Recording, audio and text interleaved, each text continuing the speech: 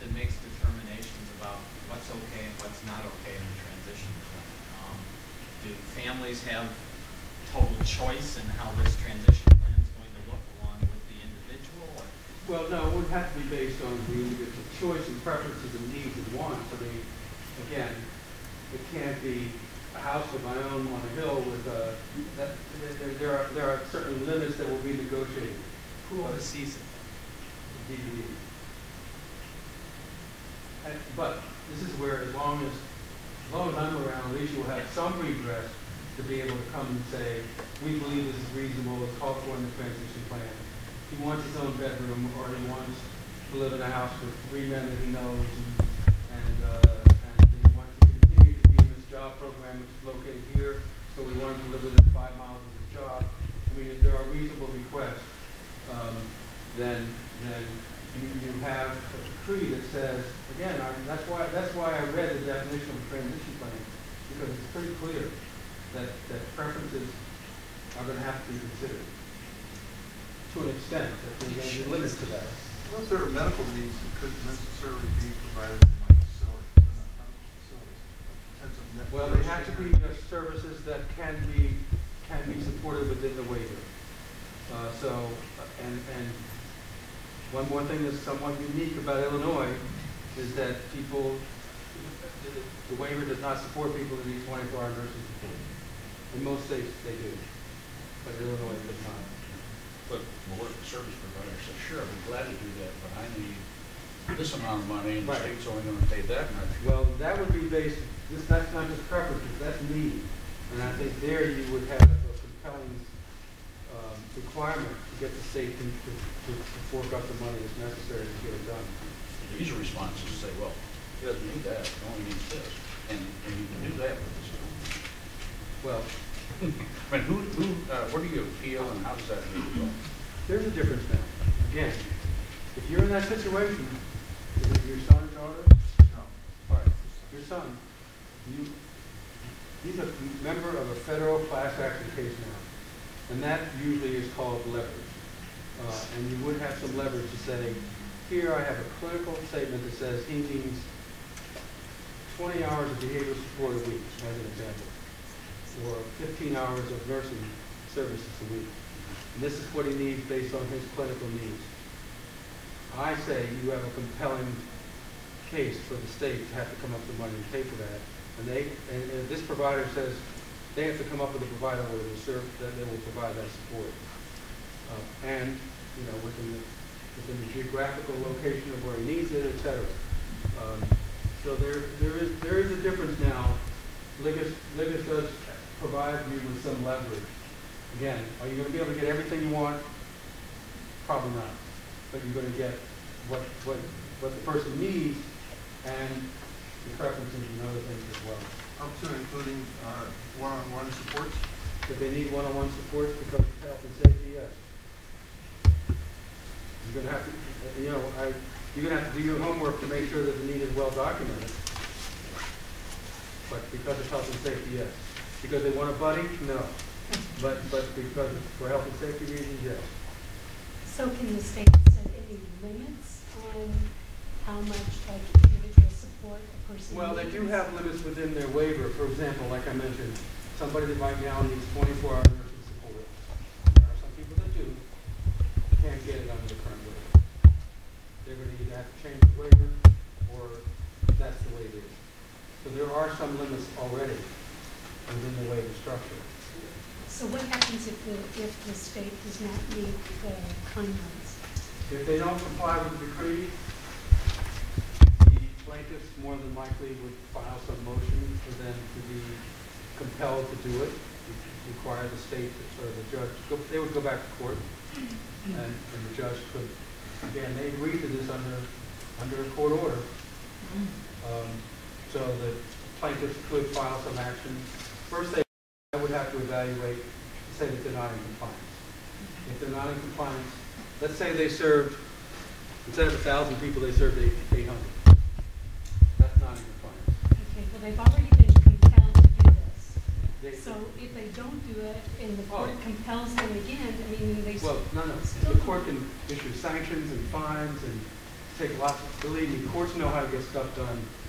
A federal judge, if the federal judge said you're not complying with my order, he can, first he has to, they have to, what they do, they call something show cause, where they show the cause why they're not in contempt of court.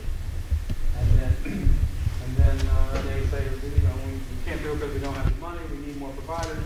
And then the judge would say to me what do they need to do, and I would say they need to recruit providers, they need to change their rates, they need to do whatever they have to do to comply. But they have to comply with the federal court order. I think Kevin Casey said it last week, and he doesn't look good in orange. But how much time is this going to take? It takes, if they don't comply, it takes time. That's what I'm thinking. Yeah. Months. Oh, years sometimes. It takes time. But from your perspective, I can assure you you're better off with this decree than if you didn't have this decree. This provides you with some leverage, with lots of leverage. And I think, and I guess I'm an optimistic person, but I think it also provides you with some hope and an expectation that the system will change over a period of time, and that they can no longer say to you, we can give you services, but we can only give you services in an immediate care facility. Those days are supposed to be over. And so I do think it provides you with some hope and increased expectation. I think Kevin Casey wants to see change in law. Yes, I mean, Kevin Casey is from a state that had one of these class action cases called Penrith, and called Embryville, and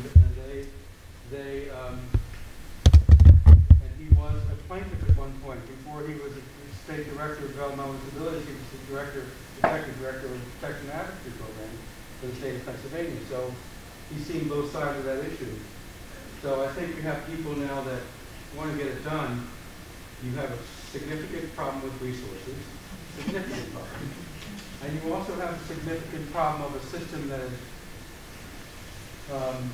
not nearly as sophisticated as it needs to be for a state the size and breadth of Illinois. I mean, if you look at your system, Where do you start?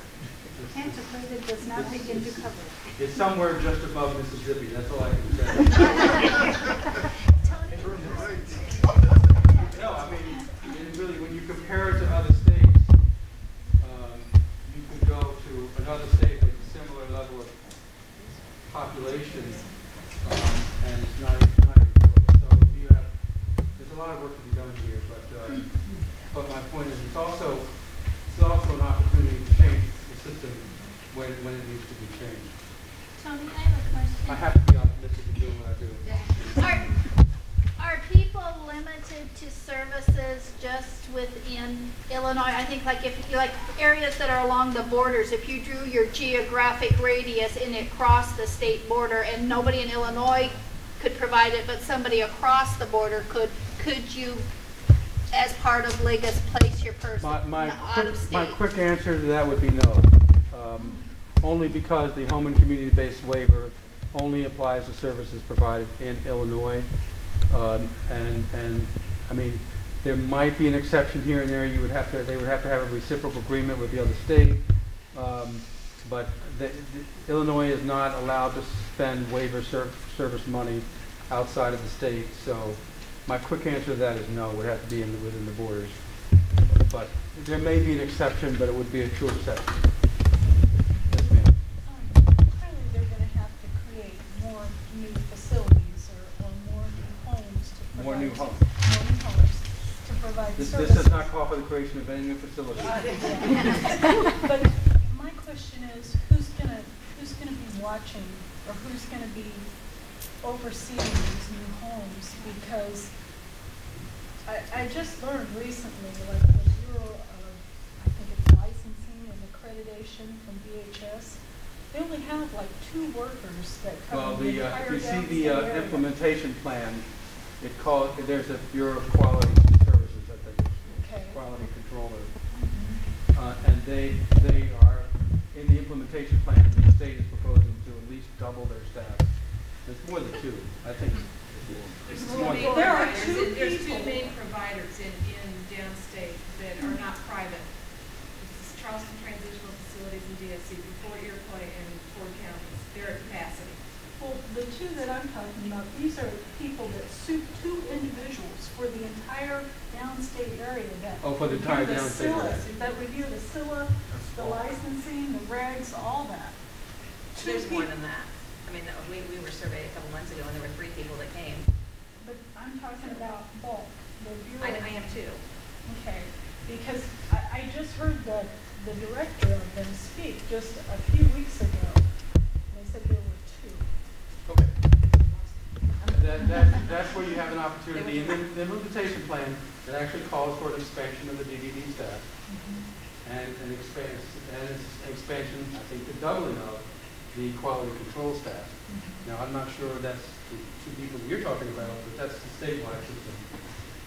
But I would, if I were you, I would comment about that and insist that they add more to that, because they have to have the structure to provide increased services.